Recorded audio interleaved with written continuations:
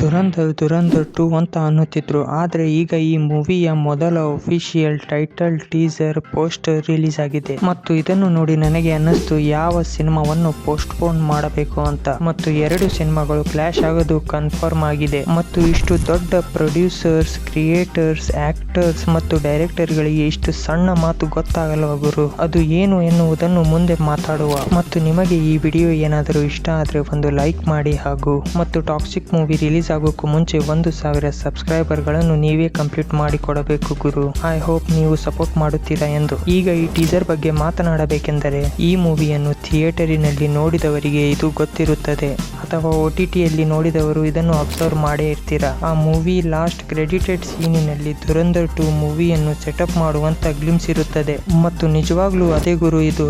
Ditto ಅದನ್ನೇ cut ಮಾಡಿ ಇಲ್ಲಿ ಅಪ್ಲೋಡ್ ಮಾಡಿದ್ದಾರೆ. ಮತ್ತು ನಾನು ರಣವೀರ್ ಸಿಂಗ್ ಇನ್ಸ್ಟಾಗ್ರಾಮ್ ಸ್ಟೋರಿ ನೋಡಿ ಅನ್ಕೊಂಡಿದ್ದೆ ಏನಾದರೂ ಹೊಸ ಮಟೀರಿಯಲ್ ರಿಲೀಸ್ ಮಾಡುತ್ತಾರೆ ಅಂತ. ಮತ್ತು ಅದನ್ನು ನೋಡಿ ಮೂವಿಗೆ ಒಂದು ಒಳ್ಳೆಯ ಹೈಪ್ ಕ್ರಿಯೇಟ್ ಆಗುತ್ತೆ ಅಂತ ಅನ್ಕೊಂಡಿದ್ದೆ. ಮತ್ತು ನಾನು ಆ ಟೀಸರ್ ನೋಡಿದ ತಕ್ಷಣವೇ ಆ ನೆಟ್ಫ್ಲಿಕ್ಸ್ ನಲ್ಲಿ ರಿಲೀಸ್ ಆದ ಅದೇ ಕೊನೆಯ ಗ್ಲಿಮ್ಸ್ ಅನ್ನು ನೋಡಿ ಆ 2 ಟೀಸರ್ ಅನ್ನು ಕಂಪೇರ್ ಮಾಡಿದಾಗ ಆ ಟೀಸರಿನಲ್ಲಿ ನನಗೆ ಒಂದು ಸೀನಿನಲ್ಲಿ ನನಗೆ ಒಂದು ವಿಷಯ ಗೊತ್ತಾಯಿತು. ಅದೇನೆಂದರೆ 23-24 ಫ್ರೇಮ್ಸ್ ಇದ್ದ ಸೀನ್ ಅನ್ನು 14 ಫ್ರೇಮ್ಸ್ ಗಳಿಗೆ ಕಟ್ ಮಾಡಿದ್ದಾರೆ. ಅದರಲ್ಲಿದ್ದ ಸೀನಿಗಿಂತನೂ ಕಮ್ಮಿ ಇದೆ ಗುರು ಇದು. ಮತ್ತು ದುರಂಧರ್ 2 ಅಲ್ಲಿ ರಣವೀರ್ ಸಿಂಗ್ 80-90% ಕಾಣಿಸಿಕೊಳ್ಳುತ್ತಾರೆ. ಏಕೆ ಎನ್ನುವುದು ನಿಮಗೆ ಈ ಟೀಸರ್ ನೋಡಿ ಗೊತ್ತಾಗಿರಬಹುದು.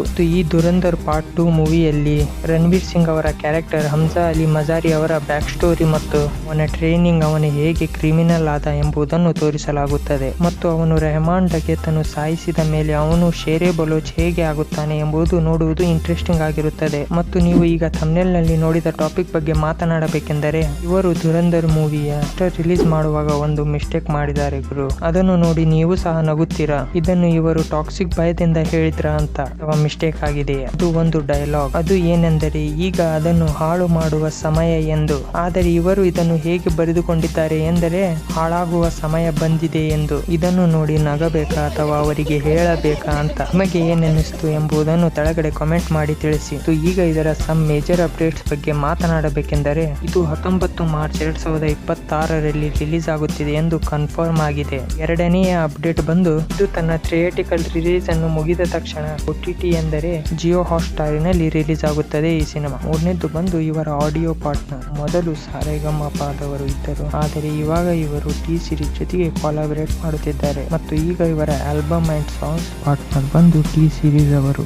ಎಷ್ಟು ನನಗೆ ಈ ಟೀಸರ್ ನೋಡಿ ಹೇಳಬೇಕು ಅನ್ಕೊಂಡಿದ್ದಂತ ವಿಚಾರಗಳು. ಮತ್ತು ನಿಮಗೆ ಈ ಟೀಸರ್ ನೋಡಿ ಏನು ಇಷ್ಟ ಆಯ್ತು ಅನ್ನೋದನ್ನು ಕೆಳಗಡೆ ಕಾಮೆಂಟ್ ಮಾಡಿ ತಿಳಿಸಿ. ಮತ್ತು ನಾನು ನಿಮಗೆ ಈ ವಿಡಿಯೋದಲ್ಲಿ ಸಿಗುತ್ತೇನೆ. ಅಲ್ಲಿಯವರೆಗೆ ಟೇಕ್ ಕೇರ್, ಟಾಟಾ, ಬಾಯ್ ಬಾಯ್.